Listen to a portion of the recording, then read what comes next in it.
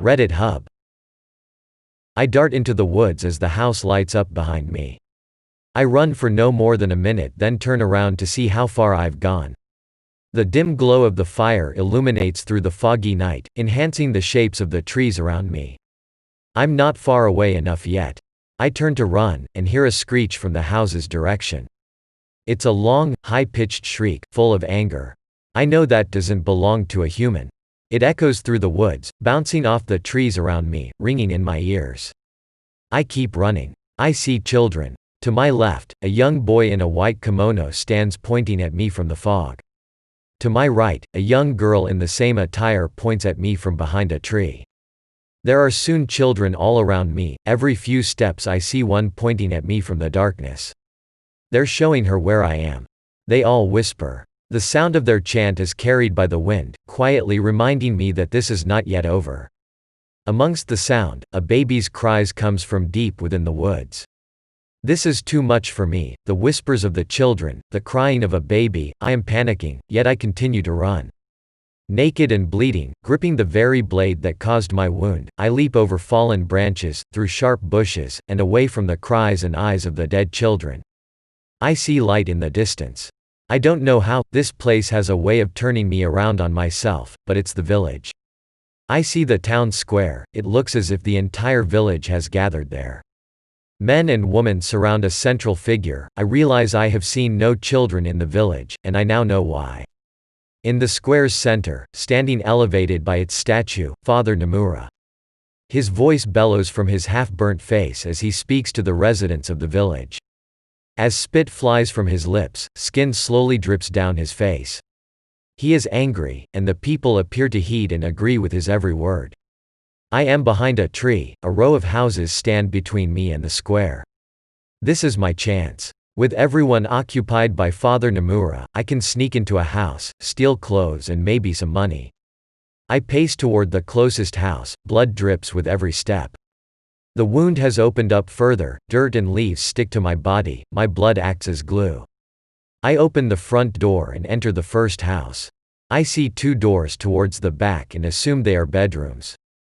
I enter one and sure enough I am right. I find clothes, ironically, a white kimono. I scrounge together any money or valuables that may help me escape. Blood drips on the house floor as I leave and move on to the next. In the next house, I do the same. I've acquired a decent amount of money, but I'll keep stealing more in case. I sneak out the second house. I'm halfway to the third, when I notice Father Nomura point toward the trees. A section of the villagers run in that direction, disappearing into the tree line. Father Nomura points in another direction, the same thing, villagers move towards the trees.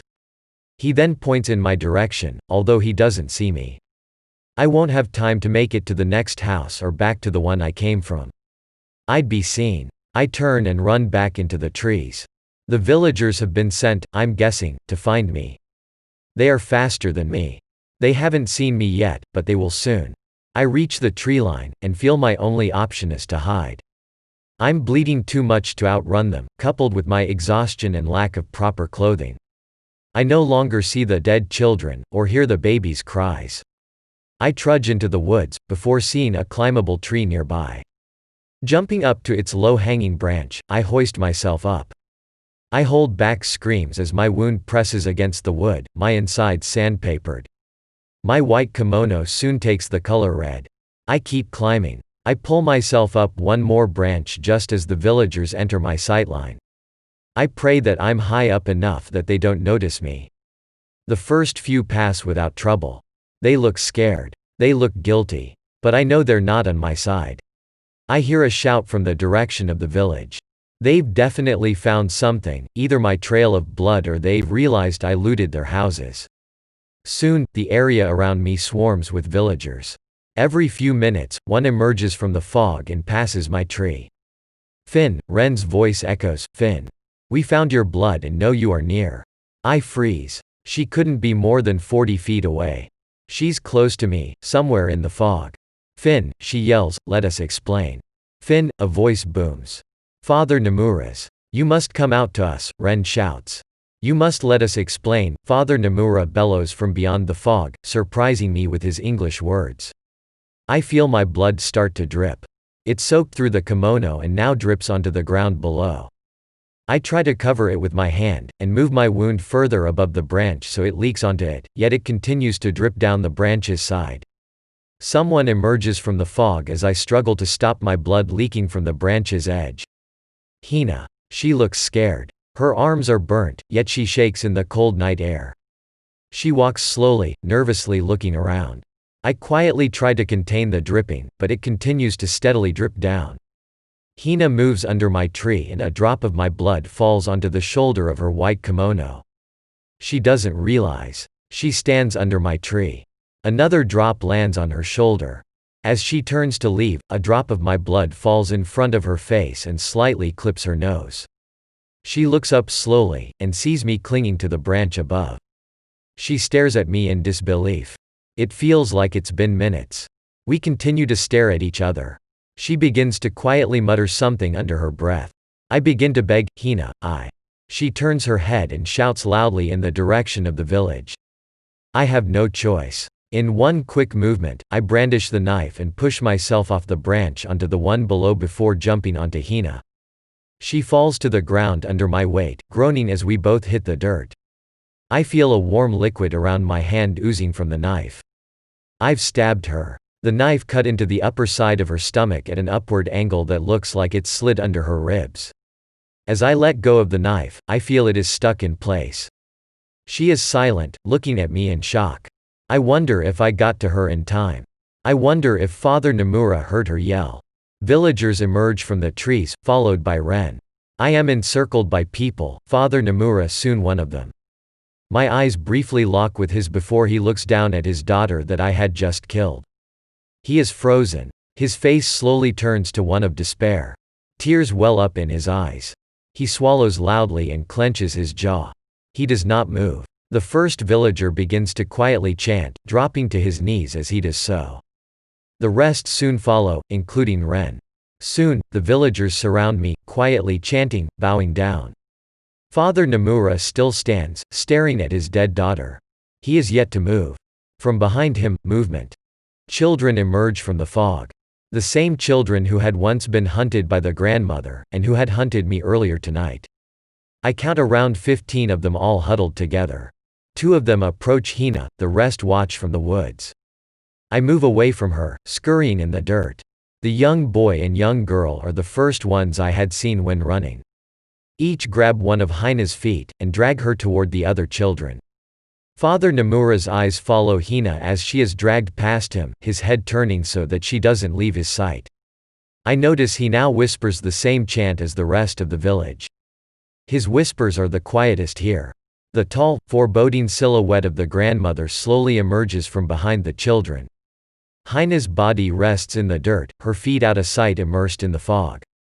As I make out the figure of the grandmother, Hina's body suddenly is jerked deep into the woods, a fast and violent motion that pulls her out of sight completely. The children and the grandmother fade into the night beyond them. I am frozen. One by one, the villagers stop bowing, stop chanting, and leave. Soon, Ren leaves, quietly saying something to her father as she passes. She doesn't look at me. Father Nomura and I are the last 2 here. He remains standing, still quietly chanting. His eyes haven't left the spot where Hina's body lay before it was pulled into the night. I stand and slowly back away from him. His whispers change. I am sorry. I am sorry. I am sorry. I spent last night by the road. The bus just arrived. I'm almost surprised when I see it. I had been in and out of consciousness so often that I hadn't realized how many days it had been. Upon seeing my bloodstained clothes, the driver asks me what happened. But I ignore him and give him the stolen money before taking my place at the back of the bus. Police soon stop the bus. I'm guessing the driver contacted them about me. Fair enough. I tell the police everything, about the village, the Nomura family, the fire, the grandmother. Obviously, they don't believe me, and take me away in their car. It's been a few days since I escaped the Nomura family. The police tell me that they located the burnt remains of the Nomura household, but none of the family. They say the villagers tell them that the Nomura family were the richest in the village, and that they had taken me in but have no idea what happened to the house. They deny any acknowledgement of any Yamaba terrorizing the village. Although, I hadn't actually mentioned the grandmother being a Yamaba. I just told the police that there was a creature who mimicked an old woman. I only have just found out what a Yamaba is and it fits the grandmother's description. I fear that even though the Namuras are gone, the creature isn't. I fear the villagers are still under her control. I've tried to call Lexi hundreds of times, her number isn't even in service anymore. I don't know if I'll have another update, probably not. But as I lie in hospital and go through the photos from her trip years ago, I recognize the Namura family. I see photos of her smiling with them, laughing with them. As I reach the final few photos of her trip, I see a picture of her with a young boy. He is full of life, smiling as he hugs her in his white kimono. Thanks for watching. Did you like the video? Don't forget to like, comment, and subscribe. See you next time. R/Bye.